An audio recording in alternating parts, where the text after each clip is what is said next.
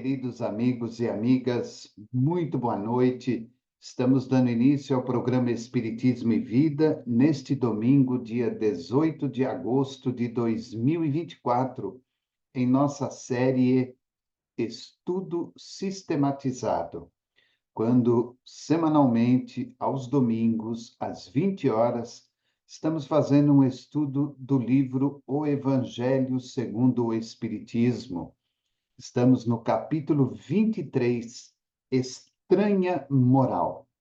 E hoje nós vamos falar do item que tem como subtítulo Não vim trazer a paz, mas a divisão. Vamos falar dos itens 14 a 18.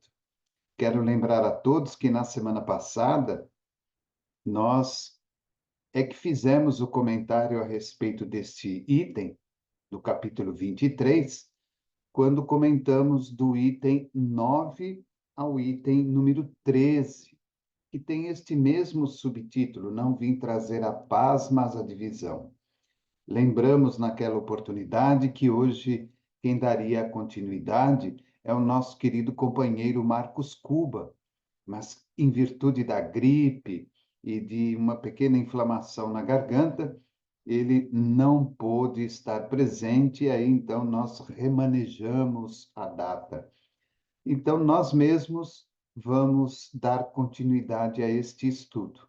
Então, na semana passada, falamos deste capítulo 23, Estranha Moral, no seu subtítulo, Não vim trazer a paz, mas a divisão. Na semana passada, falamos do item 9 até o item número 13. Hoje, vamos dar continuidade falando dos itens 14 a 18. Como na semana passada, nós vamos ler cada item e vamos efetuar o comentário. Então, vamos ao item número 14. É de notar-se que o cristianismo surgiu quando o paganismo já entrara em declínio e se debatia contra as luzes da razão. Ainda era praticado pro forma. A crença, porém, desaparecera. Apenas o interesse pessoal o sustentava. Ora, é tenaz o interesse. Jamais cede à evidência. Irrita-se tanto mais quanto mais peremptórios e demonstrativos de seu erro são os argumentos que se lhe opõem. Sabe ele muito bem que está errado, mas isso não o abala, porquanto a verdadeira fé não lhe está na alma. O que mais teme é a luz, que dá vista aos cegos. É-lhe proveitoso o erro. Ele se lhe agarra e o defende. Sócrates também não ensinara uma doutrina até certo ponto análoga ao do Cristo? Por que não prevaleceu naquela época a sua doutrina no seio de um dos povos mais inteligentes da terra? É que ainda não chegara o tempo. Ele semeou numa terra não lavrada. O paganismo ainda se não achava gasto. O Cristo recebeu em propício tempo a sua missão. Muito faltava, é certo, para que todos os homens da sua época estivessem à altura das ideias cristãs. Mas havia entre eles uma aptidão mais geral para as assimilar, pois que já se começava a sentir o vazio que as crenças vulgares deixavam na alma. Sócrates e Platão haviam aberto o caminho e predisposto os espíritos. E aí Kardec pede-nos para que vejamos no próprio Evangelho segundo o Espiritismo, na sua introdução, no seu capítulo 4, Sócrates e Platão, precursores da ideia cristã e do Espiritismo. Então, nesse item 14, Kardec preocupa-se em nos dar um parecer a respeito do surgimento do cristianismo e a decadência do paganismo daquela época de Jesus. O paganismo era algo que fazia parte da fazia parte da massa maior populacional daquela época. E, consequentemente, o paganismo já não preenchia intimamente o coração, a mente e a vida daquelas pessoas. Por uma questão de forma, por uma questão de sociedade, o paganismo ele imperava junto às pessoas. Mas, na verdade, na intimidade de cada um, ele já não preenchia aquilo que realmente todos aguardavam e todos esperavam com relação às questões do céu, a questão da espiritualidade. Tanto os antigos profetas, Moisés e os próprios ensinamentos trazidos por outros missionários, como, por exemplo, João Batista, tudo isso já não preenchia o coração, a mente e a vida daquelas pessoas. Então, o paganismo, ele existia, ele fazia parte da sociedade, mas ele, na verdade, não era aquilo que realmente todos aguardavam. Todos se diziam pagãos, todos se misturavam em determinadas seitas que iam aparecendo, decorrentes da falha e do sucumbir do paganismo, mas mesmo assim não havia entre todos um verdadeiro consenso no sentido de se sentirem bem com aquilo que lhes era oferecido. Neste exato momento surge o cristianismo, surge Jesus, trazendo a todos nós uma mudança radical na forma de encarar, na forma de ver e de entender os ensinamentos dos antigos profetas, de Moisés, dos outros missionários, como, por exemplo, eu já disse, o nosso João Batista. Jesus, então, traz a todos uma nova visão a respeito do céu, a respeito de Deus, a respeito da espiritualidade. Vai na contramão de tudo aquilo que até então se pregava através do paganismo e daquelas seitas menores que acabavam surgindo em decorrência da falência do paganismo. Kardec aproveita este item 14 para nos dar como exemplo Sócrates, quando ali viveu num dos povos mais inteligentes e mais avançados daquela época, ele infelizmente não conseguiu ser entendido. E olha que muito daquilo que Sócrates nos falou era algo que vinha já como antecedente ao cristianismo, antecedente àquilo que hoje o Espiritismo nos ensina. Como disse o próprio Kardec, Sócrates semeou numa terra que ainda não estava lavrada. E a chegada do Cristo foi exatamente no ponto correto que a humanidade estava preparada para receber. Jesus teve a oportunidade de nos oferecer ensinamentos muito profundos a respeito de Deus, a respeito da espiritualidade, e quando nós olhamos a trajetória de Jesus, observamos o grande número de pessoas que acabaram seguindo a Jesus, entendendo dentro de suas limitações aquilo que Jesus lhes oferecia, que era justamente uma oportunidade de preencherem o vazio existencial, vamos dizer assim, que havia em suas mentes, em seus corações, em suas próprias vidas. Então, Kardec dá para nós uma visão de que realmente o Cristo chega num momento importante, na decadência do paganismo, e o cristianismo passa, então, a abranger uma grande parte da sociedade.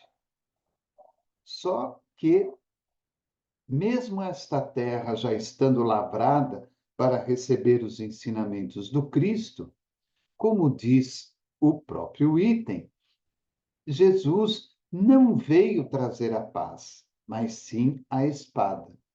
Porque aqueles que se acomodavam às custas do paganismo, fazendo dele uma arma para obterem os seus benefícios pessoais, os seus lucros pessoais, não aceitavam de maneira alguma as colocações feitas por Jesus no sentido de igualdade, de fraternidade, de liberdade, de espiritualidade, de uma vida após a morte, de que nós não morremos porque somos espíritos eternos e assim por diante.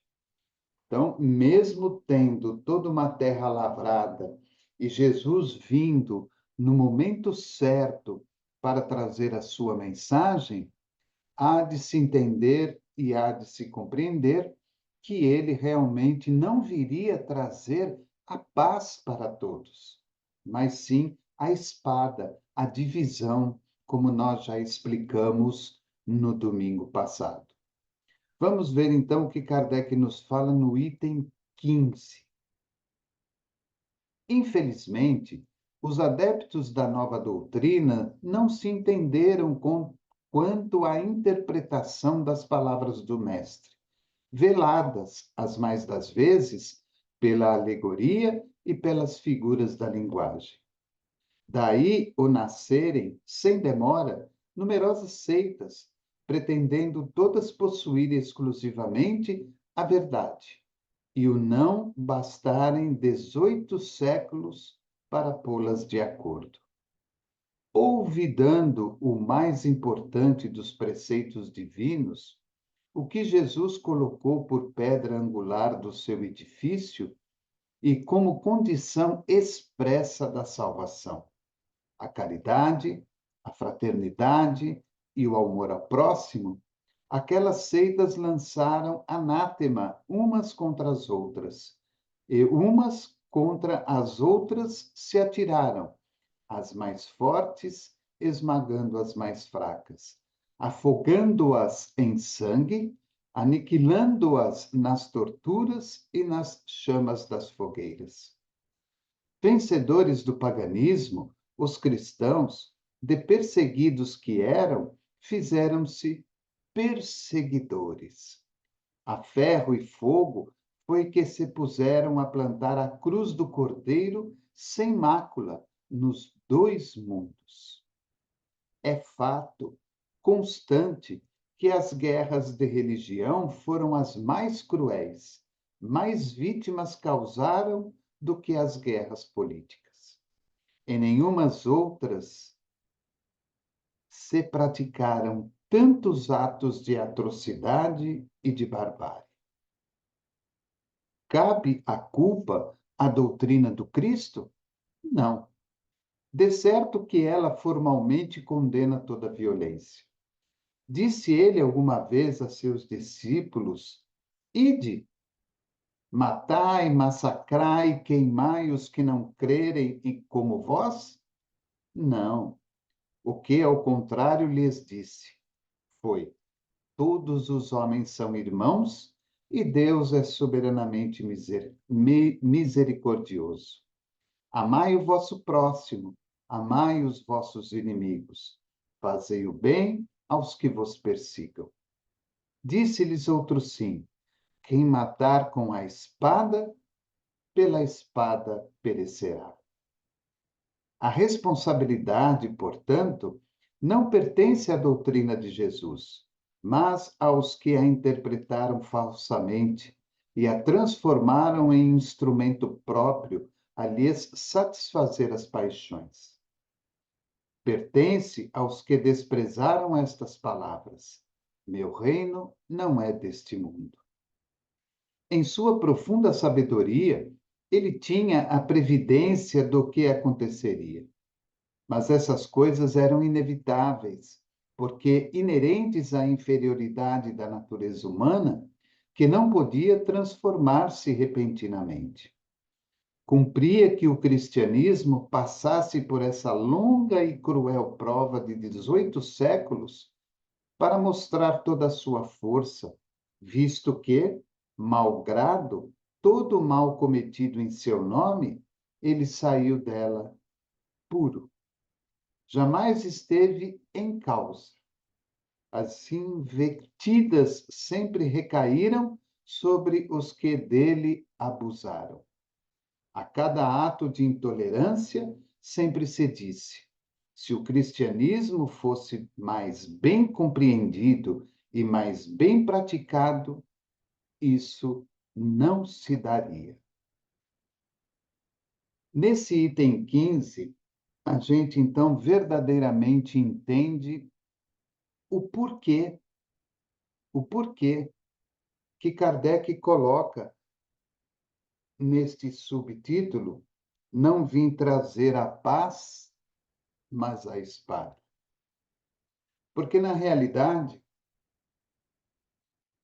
nem todos aqueles que observaram os feitos de Jesus, e aquela grande maioria que teve a oportunidade de ouvir as palavras de Jesus, nem todos foram capazes de compreender a fundo aquilo que ele estava oferecendo. A partir daí, novas seitas começaram a surgir, todas elas em nome do cristianismo. Aquelas que eram mais fortes destruíam aquelas que eram mais fracas. E muitas vezes essas destruições eram feitas de maneira muito violenta, à custa de muita morte e de muito sangue. Ao longo desses 18 séculos, e nós temos que lembrar que Kardec está contando do tempo de Jesus a ele, ao longo desses 18 séculos, o cristianismo passa por inúmeras dificuldades. Em nome dele, homens que tinham sob sua tutela o poder, não só o poder político, mas o poder religioso, usaram do cristianismo, de uma falsa caridade e de um falso bem, para aniquilarem, para destruírem aqueles que, segundo eles, eram pertencentes a uma sociedade inferior ou a uma seita inferior. Como diz o próprio Kardec, todos esses 18 séculos vividos mataram muito mais do que as guerras políticas. E olha que interessante, nós estamos falando de 18 séculos. São 1.800 anos. Ao longo destes 1.800 anos, aliás, quantas coisas aconteceram no planeta? Quantas falsas religiões foram criadas como pertencentes ao cristianismo, pertencentes ao ensinamento de Jesus, ao exemplo de Jesus, com um único propósito: a destruição e a morte. E Kardec nos faz uma pergunta muito importante: cabe a culpa à doutrina do Cristo? Claro que não. Cabe sim a culpa à inferioridade humana, porque nós temos que lembrar que do tempo de Jesus a Kardec, a sociedade humana ainda era composta de espíritos muito atrasados, de espíritos que se mantinham presos às questões materiais da vida. Usava-se da política e usava-se da religiosidade para a obtenção de benefícios pessoais, vantagens pessoais. O dinheiro, a fama, o alimento, a bebida, o prazer, a boa aparência, as boas casas, os postos privilegiados, tanto na questão religiosa como na questão política. Então, havia um interesse muito grande por detrás de tudo isso.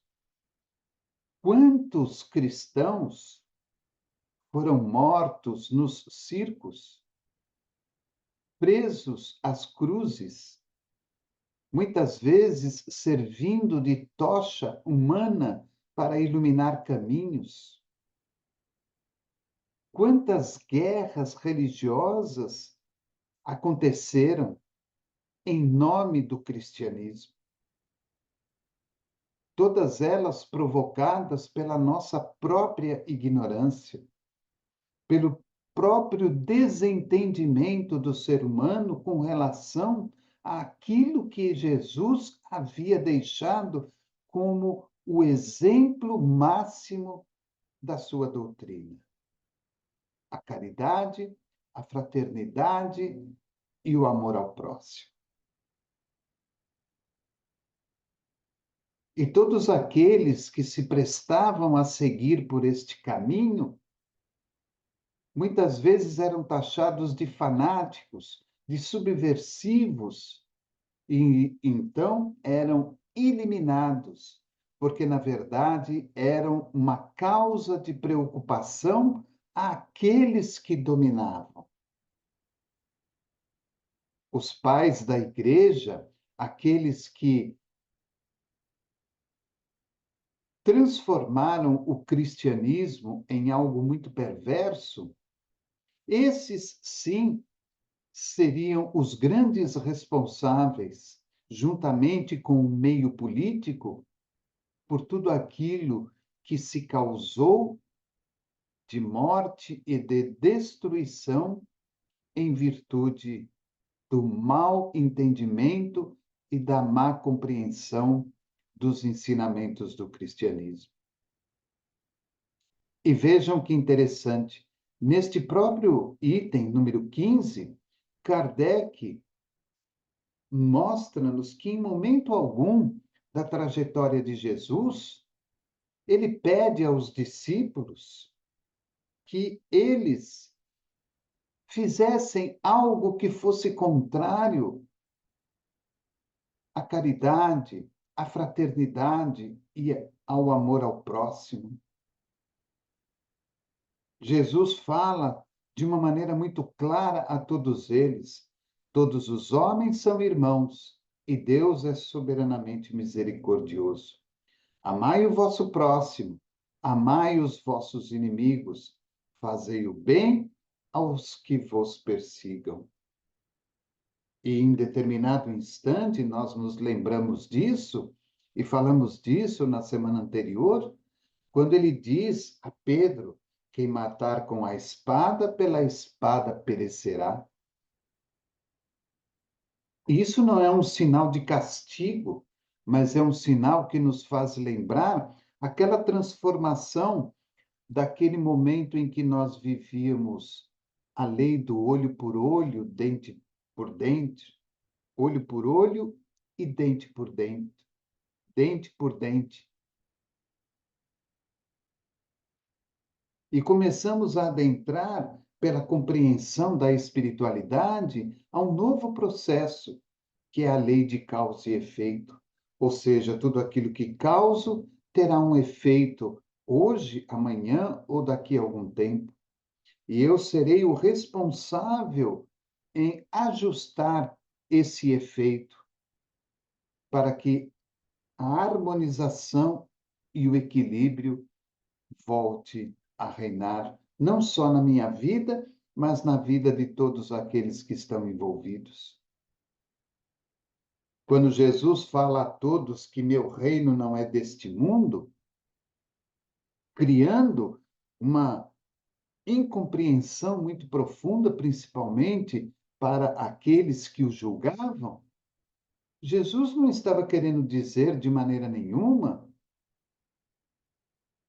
que aqui não é o local ideal, mas que aqui é apenas um local transitório, onde temos a oportunidade de estudar, reeducarmos-nos e voltarmos à vida espiritual, prosseguindo o nosso processo evolutivo.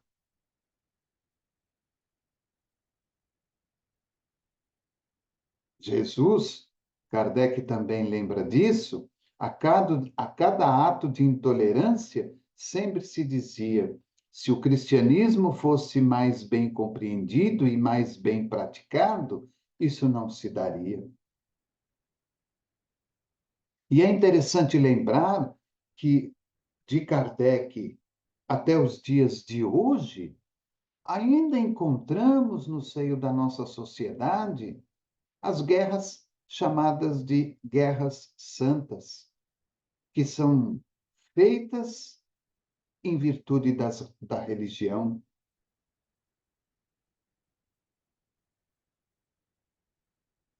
E elas continuam matando, o que prova-nos também que a humanidade ela pode ter progredido nas questões tecnológicas, nas questões materiais, mas nós ainda temos uma precariedade muito grande no que diz respeito à moral.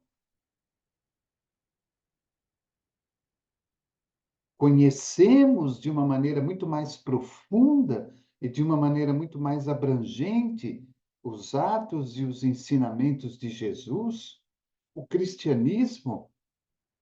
Hoje temos a bênção do Espiritismo, que nos aclara ainda mais a visão, e mesmo assim lutamos, brigamos pelos cargos políticos, pelos cargos religiosos, pelos benefícios da questão política e religiosa, e muitas vezes tiramos vidas daqueles que são contrários à nossa ideia. Vamos ver o item 16. Quando Jesus declara: não creiais que eu tenha vindo trazer a paz, mas sim a divisão, seu pensamento era este: não creiais que a minha doutrina se estabeleça pacificamente. Ela trará lutas sangrentas, tendo por pretexto o meu nome, porque os homens não me terão compreendido, ou não me terão querido compreender.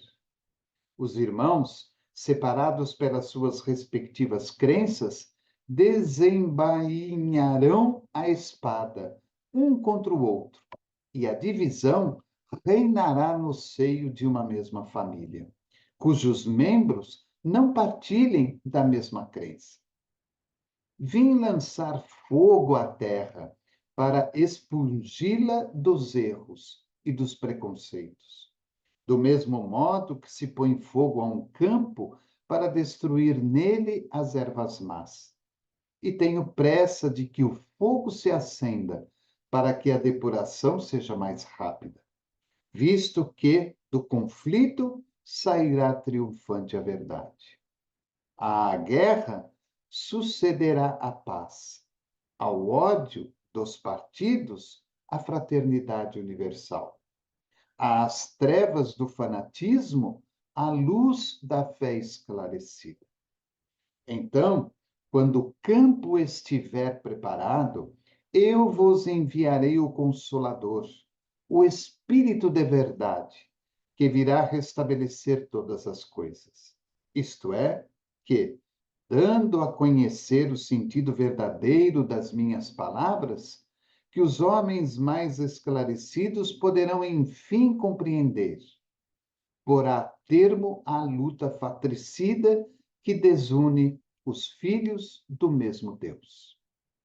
Cansados, afinal, de um combate sem resultado, que consigo traz unicamente a desolação e a perturbação até o seio das famílias, reconhecerão os homens onde estão seus verdadeiros interesses, com relação a este mundo e ao outro.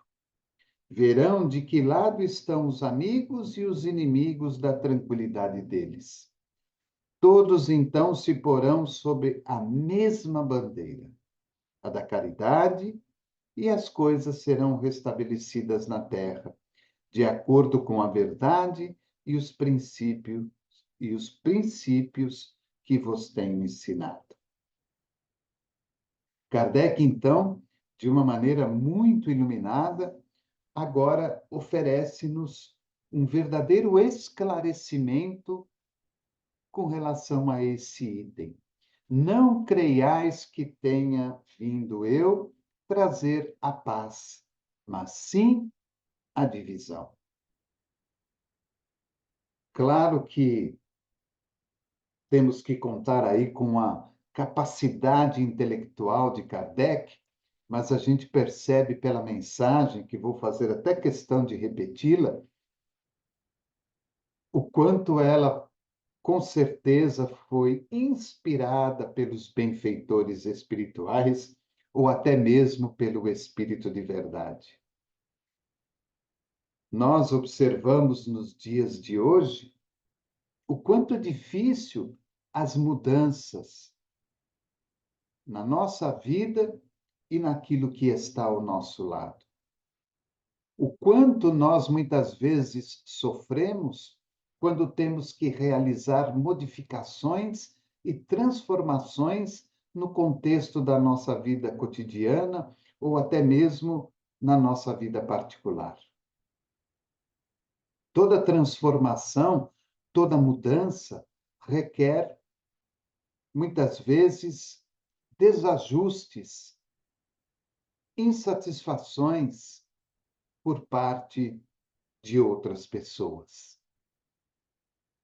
Imaginemos, então, um espírito da envergadura de Jesus vindo no momento tão significativo da evolução humana, oferecer para nós a ideia de que a caridade, a fraternidade e o amor ao próximo são as verdadeiras leis de Deus para que os homens possam viver em paz. Imaginemos como fica o pensamento, o coração, a vida daqueles que não concordam com isso. Imaginemos como se sentem aquelas pessoas que são privilegiadas pelas questões da vida material ou pela vida religiosa e que não querem, de maneira nenhuma, perderem os seus privilégios. Para estas pessoas, há aqueles que se debruçam na questão da caridade, da fraternidade e do amor ao próximo, se fazem verdadeiros inimigos contra aquilo que eles estão realizando com eles próprios. Então, é claro que Jesus, de maneira nenhuma, vinha trazer a paz a quem quer que fosse.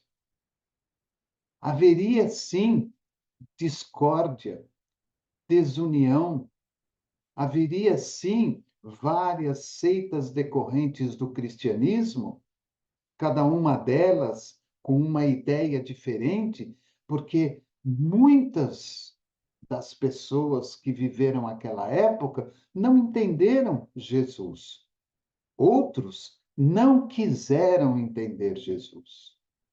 E quando nós trazemos para os dias de Kardec, muitos não entenderam o ensinamento do Espiritismo e outros tantos não quiseram entender.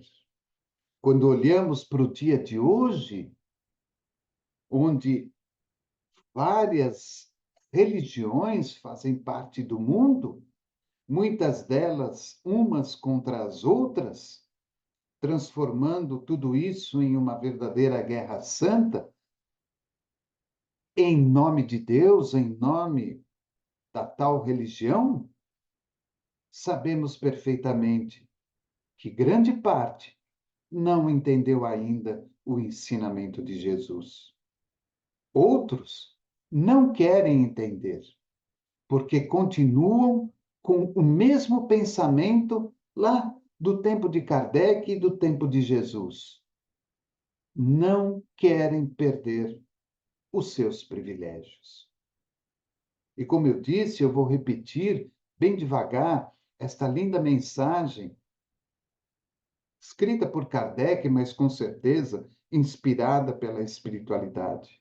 Esse item 16, ele é muito bonito, porque nos dá uma ideia clara e objetiva dessa questão. Não creiais que eu tenha vindo trazer a paz, mas sim a divisão, que tem tudo a ver com este capítulo 23, estranha moral,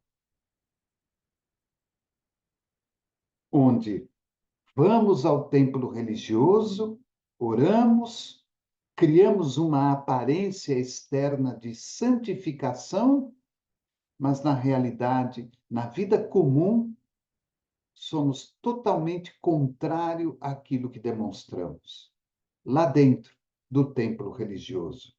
Essa é a estranha moral, a falsa moral. E olha que moral não é algo que se conquista de hoje para amanhã. É preciso uma luta constante conosco mesmo para que isso se modifique. Moral não é santidade. Moral é nós sermos unicamente aquilo que somos em qualquer lugar, em qualquer parte, com quem quer que seja. É sermos justos para com a vida, para conosco, para com os outros, tanto na questão material como na espiritual, independente do segmento religioso em que estejamos ligados. Então vejam o que Kardec coloca. Com certeza, como eu disse, com a inspiração do plano espiritual. Não creias, aliás, não creais que a minha doutrina se estabeleça pacificamente. Ela trará lutas sangrentas, tendo por pretexto o meu nome, porque os homens não me terão compreendido, ou não me terão querido compreender. Os irmãos, separados pelas suas respectivas crenças, desembainharão a espada, um contra o outro, e a divisão reinará no seio de uma mesma família, cujos membros não partilham da mesma crença. Vim lançar fogo à terra para expungi-la dos erros e dos preconceitos. Do mesmo modo que se põe fogo a um campo para destruir nele as ervas más. E tenho pressa de que o fogo se acenda para que a depuração seja mais rápida, visto que do conflito sairá triunfante a verdade. À guerra sucederá a paz, ao ódio dos partidos, a fraternidade universal, às trevas do fanatismo, a luz da fé esclarecida. Então, quando o campo estiver preparado, eu vos enviarei o Consolador, o Espírito de verdade, que virá restabelecer todas as coisas. Isto é, que, dando a conhecer o sentido verdadeiro das minhas palavras, que os homens mais esclarecidos poderão, enfim, compreender. Porá termo à luta fratricida que desune os filhos do mesmo Deus. Cansados, afinal, de um combate sem resultado, que consigo traz unicamente a desolação e a perturbação até o seio das famílias, reconhecerão os homens onde estão seus verdadeiros interesses com relação a este mundo e ao outro. Verão de que lado estão os amigos e os inimigos da tranquilidade deles. Todos então se porão sob a mesma bandeira, a da caridade, e as coisas serão restabelecidas na terra, de acordo com a verdade e os princípios que vos tenho ensinado.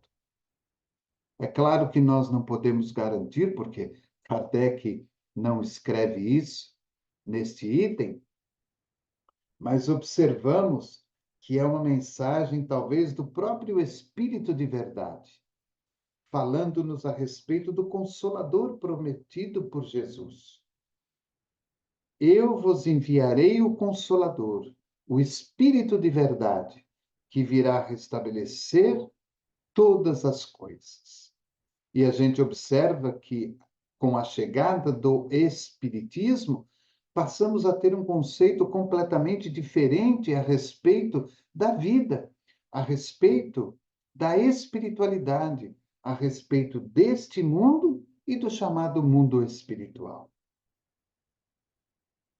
Passamos a ter uma compreensão melhor e maior, mais ampla, de todos os ensinamentos deixados por Jesus. Vamos ver o capítulo, aliás, desculpe, o item 17.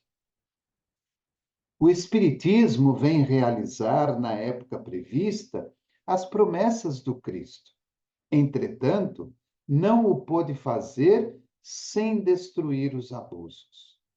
Como Jesus, ele topa com o orgulho, o egoísmo, a ambição, a cupidez, o fanatismo cego, os quais, levados às suas últimas trincheiras, tentam barrar-lhe o caminho e lhe suscitam entraves e perseguições. Também ele, portanto, tem de combater. Mas o tempo das lutas e das perseguições sanguinolentas passou. São todas de ordem moral, as que terá de sofrer, e próximo lhes está o termo.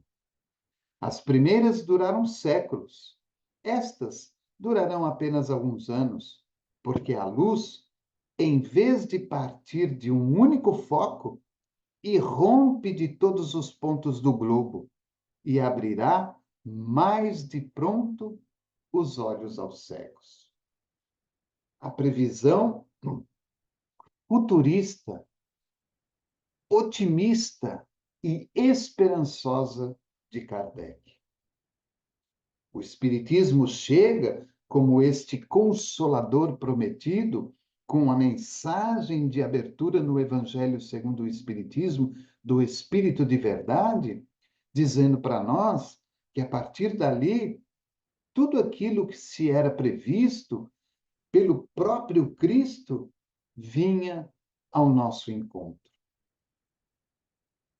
Um maior entendimento da vida material, da vida espiritual, um maior entendimento de nós mesmos como espíritos eternos, o maior entendimento de que estamos aqui numa passagem reencarnatória para que possamos nos educar em determinados itens e nos reeducar em outros tantos, mas que também o Espiritismo, como o próprio Cristo, aconteceu, haverá as barreiras enormes daqueles que não compreendem ou daqueles que não querem compreender. Ao tempo de Kardec, ao tempo do surgimento do Espiritismo, chega-nos à frente o orgulho, o egoísmo, a ambição, a cupidez e o fanatismo cego, que agora se reúnem, segundo Kardec, naquelas últimas trincheiras para verdadeiramente tentar barrar o avanço do Espiritismo. Só que, ao final, ele nos fala de uma coisa muito importante e significativa. Ao tempo de Jesus, nós tínhamos apenas uma personagem, lutando contra toda uma sociedade corrupta e ainda não evoluída moralmente. Temos ali o cristianismo lutando também contra toda uma sociedade corrupta e também não evoluída moralmente. Ao tempo de Kardec, nós não temos apenas Kardec, nós temos toda uma pleiade de espíritos, aqueles que eram chamados os mortos, que porventura estavam ali presos no sepulcro, todos eles se tornando visíveis pela palavra, trazendo a todos nós, junto com Kardec, junto com o Espírito de Verdade, os ensinamentos esclarecedores da vida material e da vida espiritual. Ao tempo do Cristo, ao tempo do cristianismo, um único ponto de luz. A partir do Consolador prometido, a partir de Kardec, a partir do surgimento do Espiritismo, vários pontos de luz, não somente na França, mas em toda a Europa e em outros lugares fora do continente europeu, mostrando-nos a realidade, mostrando-nos a verdade. Hoje, no dia atual, não é apenas Kardec, não é apenas o Espírito de Verdade, não é apenas esta pleiade de espíritos luminosos a nos trazerem a comunicabilidade espiritual, a verdadeira existência do processo reencarnatório. São as evidências, são os cientistas que estudam, são os pesquisadores que correm atrás da verdade, a própria ciência mostrando-nos a continuidade da vida. Não mais as guerras sanguinolentas. Agora, a guerra moral. A guerra moral que nós queremos manter em nós por não querermos perder o posto que a política, que a religião, que a vida material nos ofereceu. Olha que interessante. Como que tudo vai progredindo gradativamente no momento adequado.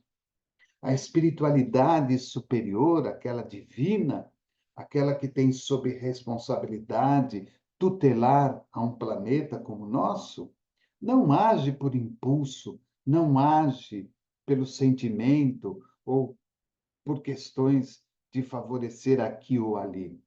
Age de uma maneira equilibrada, fazendo com que o progresso se estabeleça gradativamente no momento oportuno. A semente só é lançada na terra quando ela está verdadeiramente lavrada e pronta para receber. E ele termina este item, e é claro, também termina o capítulo de hoje, que é o capítulo 23, com o item 18, quando diz: essas palavras de Jesus devem, pois, entender-se com referência às cóleras que a sua doutrina provocaria, aos conflitos momentâneos a que ia dar causa, às lutas que teria de sustentar antes de se firmar, como aconteceu aos hebreus antes de entrarem na terra prometida. e não como decorrentes de um desígnio premeditado de sua parte de semear a desordem e a confusão. O mal viria dos homens e não dele, que era como o médico que se apresenta para curar, mas cujos remédios provocam uma crise salutar, atacando os maus humores do doente. Então, mais uma vez, ao encerrar o capítulo 23, Estranha Moral, e este item que vai do 9 ao 18, não vim trazer a paz, mas a espada, Kardec relembra a nós que não é por Jesus que tudo isso aconteceu. Não foi algo premeditado, já pré-determinado. Haverá guerra, haverá morte, haverá discordância. Não. É a nossa ignorância. Os profetas, Moisés, os outros missionários, Jesus, o cristianismo, o espiritismo, as outras religiões que foram crescendo. Nós temos os ensinamentos na mão. Nós temos o conhecimento a nosso dispor. Somos nós que não queremos mudar. Somos nós que não queremos ceder ao orgulho, ao egoísmo, ao melindre, à ambição, à ignorância, à imoralidade. Somos nós que não queremos mudar. Queremos nos manter da mesma forma. Queremos nos manter do mesmo jeito. Não queremos perder os nossos benefícios, sejam eles de que natureza forem. Jesus é aquele remédio. Ou, aliás, Jesus é aquele médico que veio nos trazer o remédio para curar as nossas feridas e as nossas chagas. Agora, todo remédio muitas vezes causa um desconforto no nosso organismo. E nós temos que aprender a compreender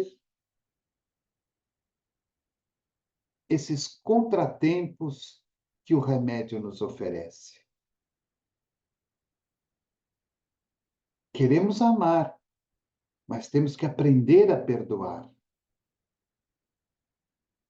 Queremos compreender, mas temos que ter um sentido de misericórdia, de fraternidade, de bondade para com o outro. Porque tudo aquilo que nós queremos do outro é aquilo que nós temos que oferecer. Tudo que eu quero para o outro é aquilo que eu desejo para mim. Então vejam como que ao longo deste passeio histórico, quantas coisas se modificaram, quantas coisas se transformaram. Alguém pode dizer assim, puxa, mas nós ainda vivemos dificuldades, guerras, conflitos, desajustes familiares em virtude de religião. Vivemos sim, mas numa menor intensidade do que ao tempo de Jesus, numa menor intensidade do que ao tempo do cristianismo, numa menor intensidade do que ao tempo de Kardec, no surgimento do próprio Espiritismo. E quando nós olhamos os dias atuais, de uma maneira muito clara, observamos que é muito mais culpa do homem, muito mais do que de qualquer outra pessoa ou de qualquer seita religiosa. A nossa ignorância ainda predomina. A nossa inferioridade moral ainda predomina.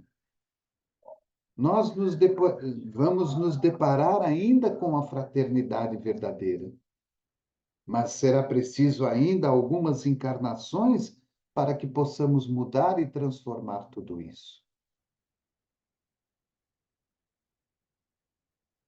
Não é um trabalho simples. E como eu disse anteriormente, não é um trabalho que se faz assim como nós muitas vezes fazemos no cotidiano da vida. Fazemos por fazer para nos livrarmos daquilo.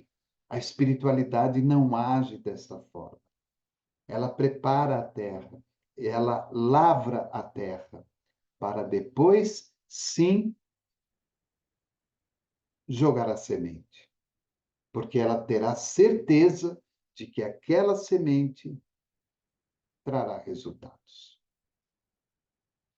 Então, fica aí o nosso estudo de hoje, capítulo 23 do Evangelho segundo o Espiritismo, Estranha Moral, os itens 9 a 18. Nós falamos do 9 ao 13 na semana passada e hoje falamos do 14 ao 18. É o encerramento do capítulo 23. Vocês notaram que este capítulo 23, ele não tem instruções dos espíritos. Kardec não coloca mensagens dos benfeitores espirituais. A semana que vem, nós vamos adentrar ao capítulo 24, que tem como título Não ponhais a candeia debaixo do alqueire. Então, eu quero agradecer a todos vocês pela compreensão, pelo carinho, principalmente por essa questão da troca, né, que nós fizemos, por uma questão de saúde lá do nosso querido companheiro Marcos Cuba, mas o importante é trazermos aí o nosso estudo, realizarmos o nosso encontro e darmos continuidade ao estudo desta obra tão importante para todos nós. Aproveito a oportunidade, quero lembrar a todos que agora, a partir de setembro, nós estaremos realizando o nosso quarto mês espírita virtual do programa Espiritismo e Vida. Todas as quintas-feiras, às 20 horas, no nosso tradicional webinário das quintas-feiras, nós estaremos comemorando aí o quarto mês espírita virtual do canal. E quero aproveitar também convidar a todos para que, a partir do dia 1º de setembro, conheçam a nossa nova web rádio Espiritismo e Vida.